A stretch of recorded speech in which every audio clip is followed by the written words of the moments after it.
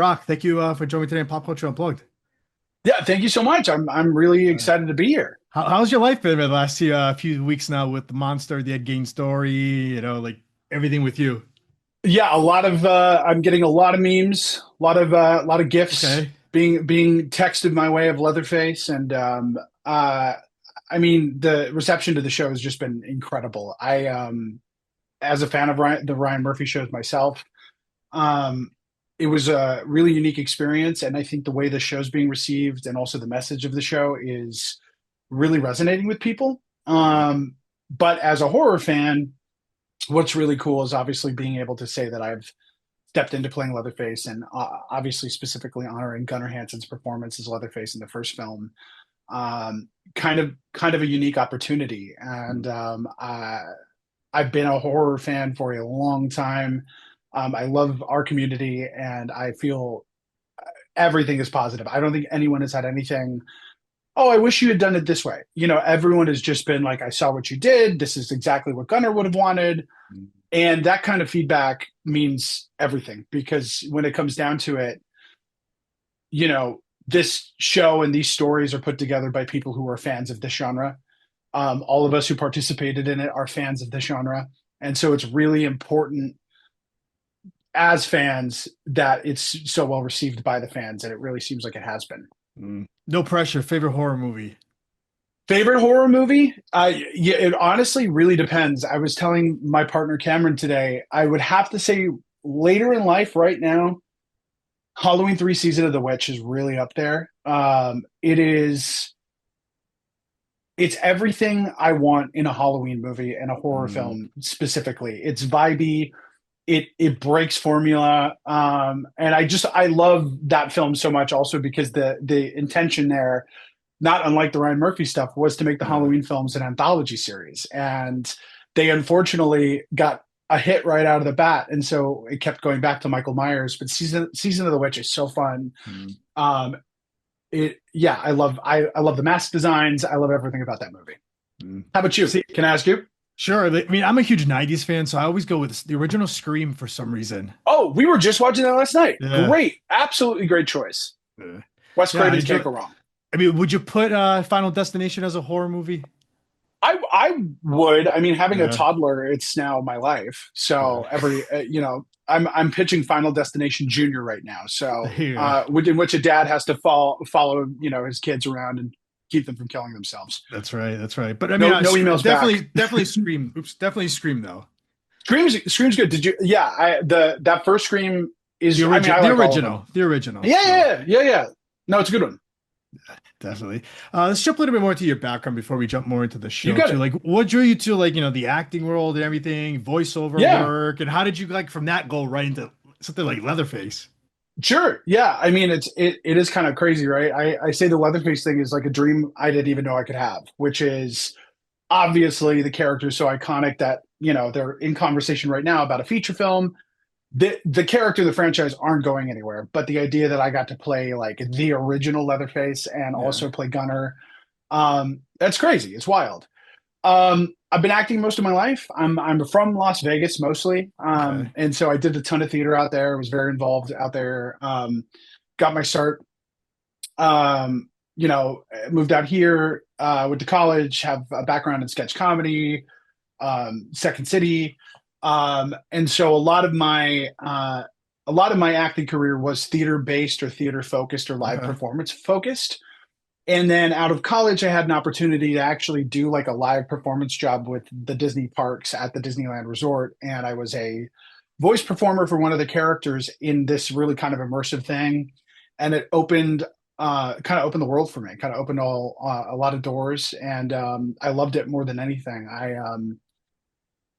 I, I love good stories. I love characters. I obviously do I love impressions. And as someone who's grown up in this industry, before we really started, we were talking about Ghostbusters, we were talking about this and those kinds of characters with the iconic voice prints. And I've always been sort of drawn to that.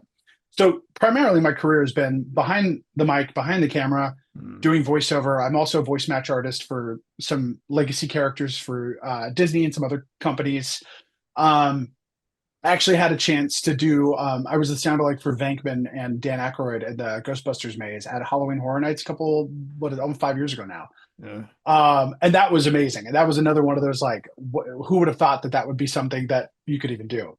Mm. But yeah, so all roads sort of converged. The voiceover, the love of scary stuff, and then also my background of just being I'm 6'4", upper 200s, big physical presence. And so when I do on camera work, a lot of times it involves me being the heavy or the villain, and it's always a really fun. It's a fun switch. But this particular part coming up was it was really meaningful, especially because when we were working on it, Texas was, the 50th was so fresh. Yeah. And there was a lot of attention around this movie, and everyone on set, the crew and everyone that were filming the days that I was on there, they all really wanted to be there. Like they wanted to be there to be a part of this and recreating this film.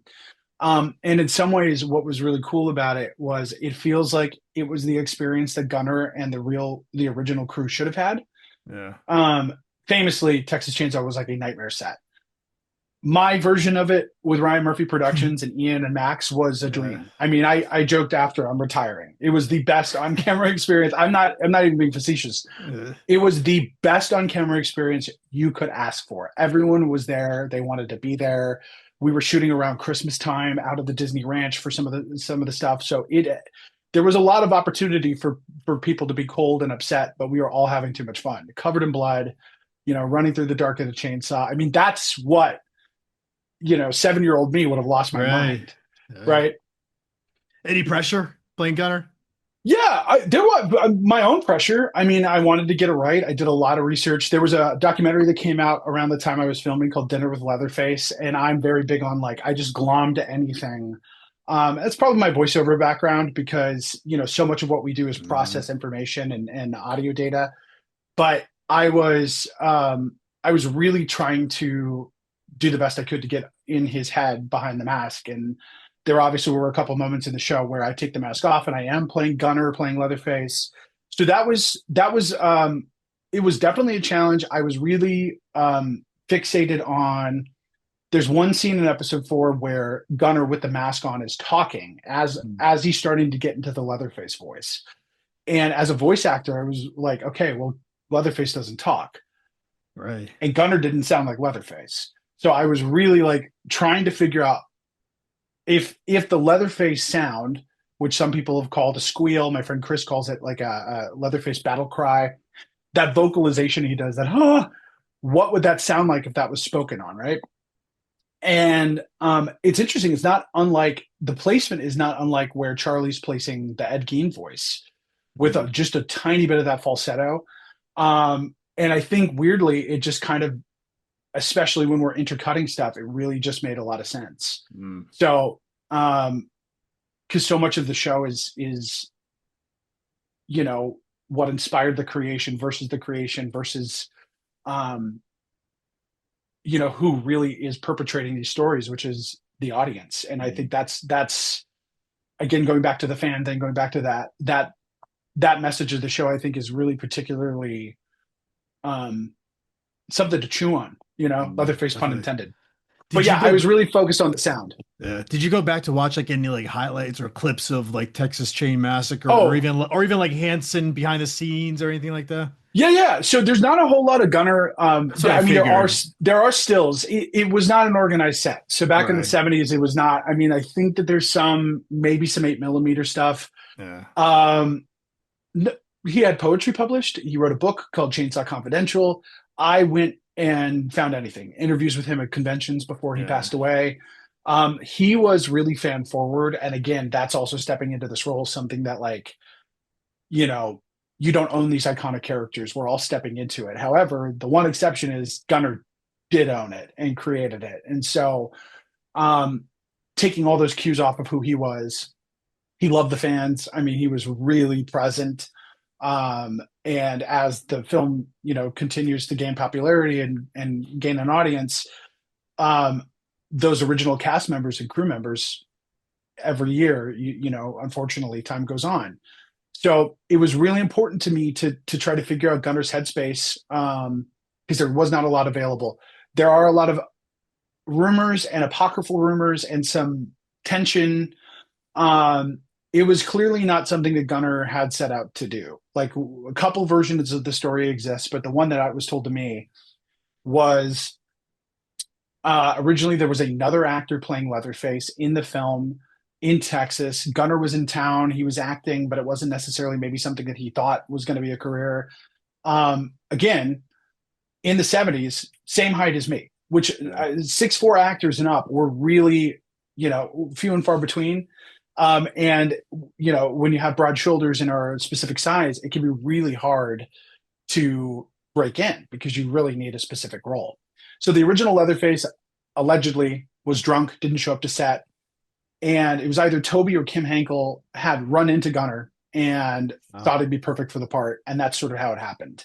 Very accidental, but he clearly took the part very seriously. He went to some schools where there were kids, nonverbal children, and nonverbal adults on the spectrum, and at the time they didn't have the language for that, but it was a he did a ton of research with adults and young adults that maybe would have been in the place Leatherface could have been classified in. And I just thought for the time too, like the fact that he took the time to do that and not just make a choice to it was really grounded in reality.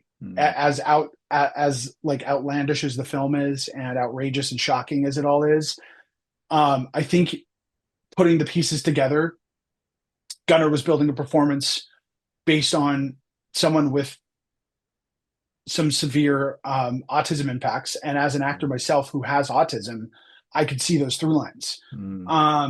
Leatherface is growing up on a farm, and in the film, there's moments where he's mimicking. He doesn't speak words. He's nonverbal. There's no language, but he's making chicken sounds, right, or pig sounds or cow sounds. And it's sort of evoking this, like, these teenagers are walking into this abandoned house and they're about to be slaughtered. So there's a little of that like meta narrative there. But additionally, this is a kid who's grown up with a really very, very traumatic family dynamic, and he has animals to hang out with. Yeah. And so he doesn't talk to people. The people that he meets, he turns into meat. So that, and that, I don't think it comes from a malicious place. So yeah, I mean, I clearly have, I've only built on what I think the foundation was that Gunnar had placed down there. I'm not trying to make the character my own. I'm trying to do everything I can to dissect the original performance. And you asked about the movie. We watched it. Every time cameras were up, it would be our camera and then TCM was pulled up.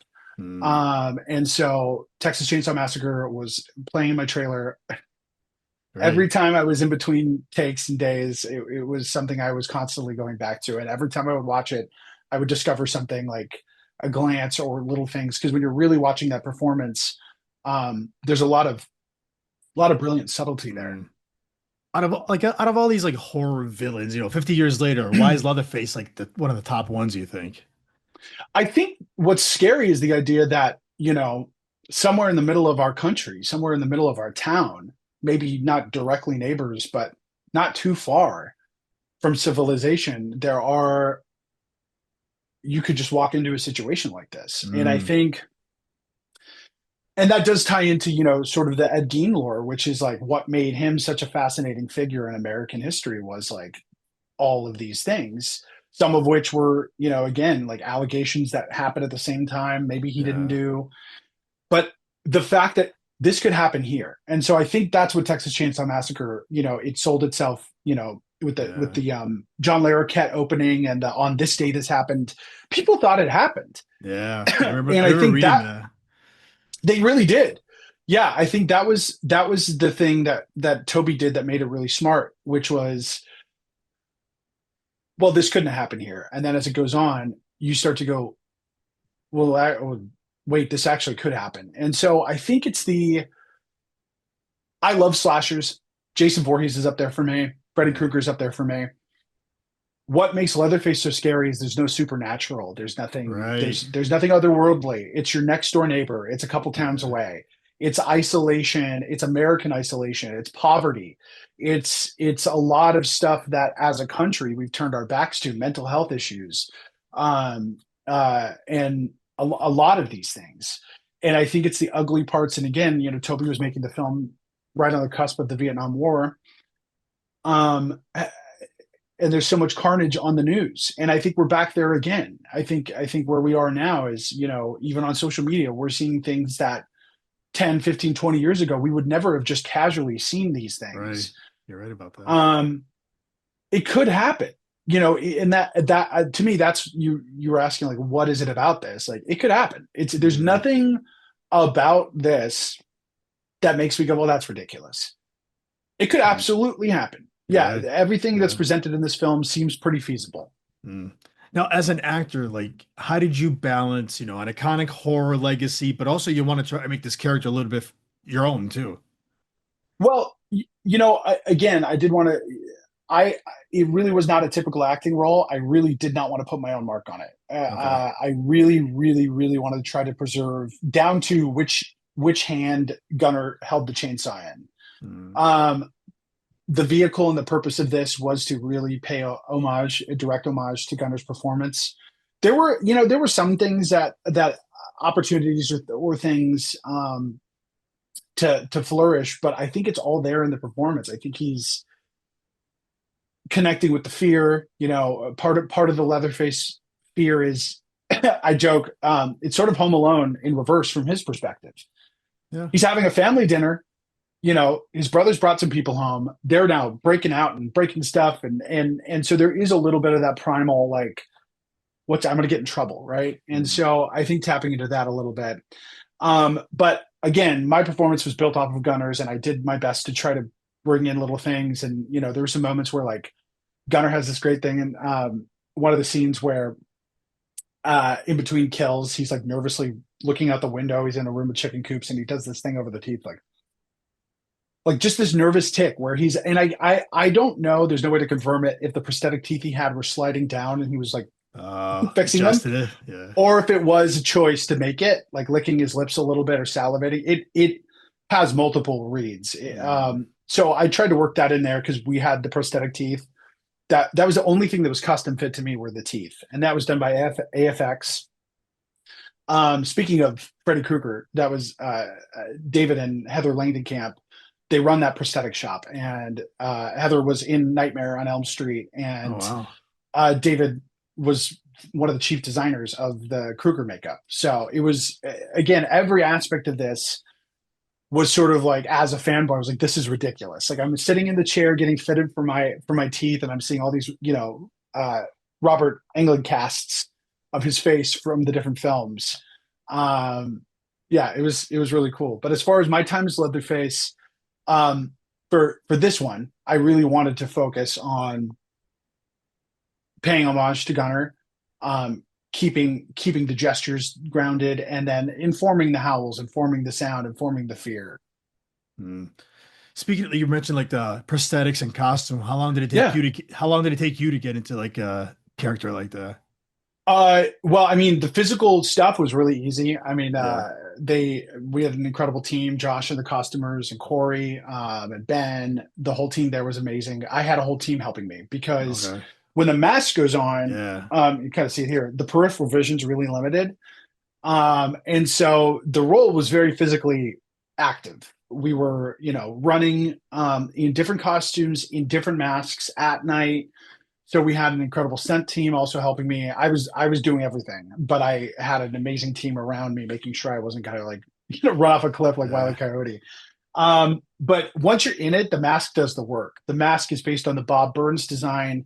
Our I call him the prosthetician, but our effects Yeah. artist was Noah Rivers. He created the mask, and once it's on, I mean, it just sort of takes over. It's heavy enough. It's not super heavy, but it's prominent enough that it's sort of like limits your ability to talk naturally. It's got, if you notice, sort of on the shirt here, there's almost this like little barbed wire part. The Yeah. mouth isn't like totally sewn shut, but it really does limit your ability to speak. So I would be very quiet in between takes, mostly because I was just breathing through the mouth hole.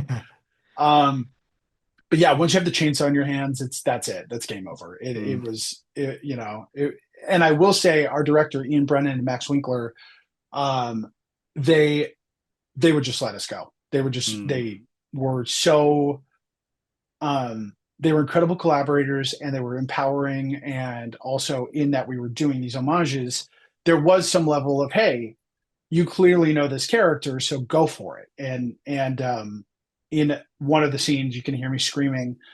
I'm not sure if they edited to take it all, but when they're cutting away from the Toby Hooper bit and they're talking about Leatherface and you hear the screaming, on the day, I did that scream for 3 minutes straight, Oh, most jeez. likely over 3 minutes. And the camera was just on me while I was screaming, and we were just capturing all that. So it felt right. It was the moment. It was absolutely, but as an actor, to be so fortunate to be like, hey, you said to go as long as I can, so I am going to go as long as I can. Mm. And there was no question while we were on set that we were all there to have have the most fun possible, Mm. but really go for it, because these moments, people weren't expecting it, but once it was introduced, fans were really watching and paying attention. Like, I had people DMing me about, like, hey, I noticed this set piece, which means that this scene was filmed. What happened to that scene? Or the wallpaper looks identical to this. Do you know what type of wallpaper they used? That, again, you're dealing with the horror community, Yeah. and They're crazy. They're crazy. they're great. You know what? But You're a they're great. Patriots fan. Yeah. Here's what I will say. My buddy Aaron LaPlante, who I love, who's also a voice actor and a little connection. He's the voice of, in Texas Chainsaw Massacre, the game. Okay. He plays Hands, and he's also the voice of the opening. That's sort of like on August 17th. But he says, because we're really really big horror fans together, he's like, horror is our football. The way people get about the Patriots, or my family, like they're crazy Yeah. about the Packers. That's how I get about the Wolfman and Leatherface and Nosferatu. I think it's amazing. But like you watching a football game, the horror community is running the stats. So I Yeah. have people asking, how tall are you? How much do you weigh? What size shoe do you have? Because they want to know that Yeah. the Gunnar Hansen in the show is accurate. Yeah. And I could probably say, within probably 5 pounds and to the inch of height, Gunnar and I are identical. Because the other aspect of this was, Noah created the masks based on the original design. They were not fitted to my face. Mm. So when I was cast in the role, I went to AFX to have the masks put on for the first time, and they fit like a glove. Our Gunnar and I had very similar round sort of face shapes, and what I call like my little Nordic waddle here. And that's an important part of the mask there, which is the mask can't just cover; it's got to sit a little bit. Everything about Leatherface is too tight. Everything about Leatherface, because he's childlike, but he's giant. So Yeah. there's a little baby Huey there, but also, what the costumer and what the makeup is telling you, or the prosthetics are telling you, is this is someone who's, one, not comfortable in his skin, and two, maybe grown out a little bit and doesn't have new stuff. The clothing's not new. The suit that he wears in the end and the pretty woman mask, the sleeves are like Yeah. almost up to the elbows. That's awesome. What about a favorite scene? What was your favorite scene? Was it like the ending scene, you think? Yeah, to film. Yeah. I would say, yeah, that the cemetery scene in episode 8, Yeah. spoilers, that was incredible. Because one, it was original. It was something that we did that was off the film. And it was a chance to move in the character and do something that Gunnar didn't get to do. Um, but still keep it very grounded. I would actually say the chainsaw dance. So Okay. the chainsaw dance, we was really cool, because also it was Charlie and I watching each other, watching the footage back to make sure that we were sort of matching a little bit. And I think I went first, and then he went, and it was, again, really amazing. He does such an incredible job in the show, and to be able to have Leatherface be directly connected to his performance as Ed Gein, and Yeah. really that last moment when, back to the cemetery scene, you've got Anthony Perkins, the Buffalo Bill, and the last Yeah. horror icon to jump out is Leatherface, chasing the truck, slashing. And it's sort of this, no other way to put it, like, kind of beautiful moment where I land by the tree, the camera swoops up, and then suddenly it's Charlie, and it's all together. It's all, especially the episode's called Godfather, the Mm. Godfather, and it's, so many legacies tied to this person. Mm. So you're trying to tell me if they want to do a Leatherface movie, you're all for it. You'll jump right in. Absolutely. Yeah, A24, you know where I'm at. I'll bring my own chainsaw. There you go. There you go. What's next for you now? Any other projects you're allowed to tell us about that you Yeah. got coming up or? So trying to think of what's out right now. I have I mean if folks want to hear some of my voiceover work and keep it in the horror kind of thing, I worked on Predator Killer or Killers, which is on Hulu right now. That was like one of the number one animated films of the summer.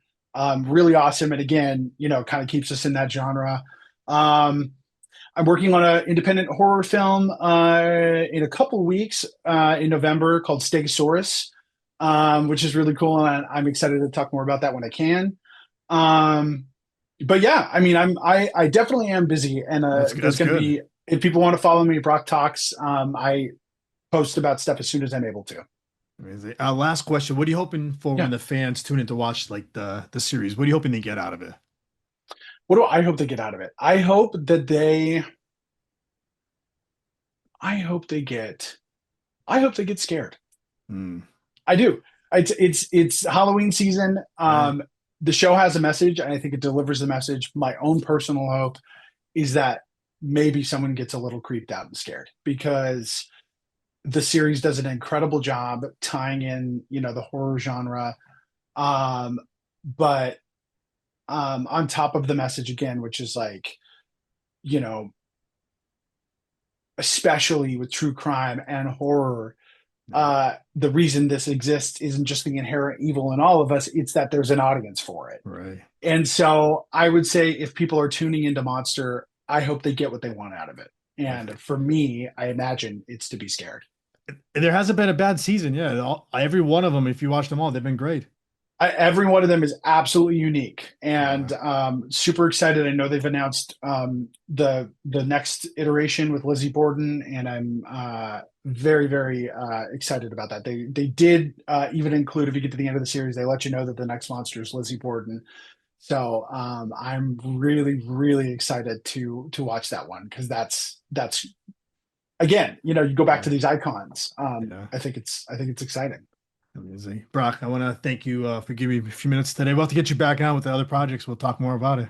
Love that. Absolutely. And anytime you want to chat Ghostbusters, I am a call away. We'll do that too. Maybe we'll jump on and do a couple movies.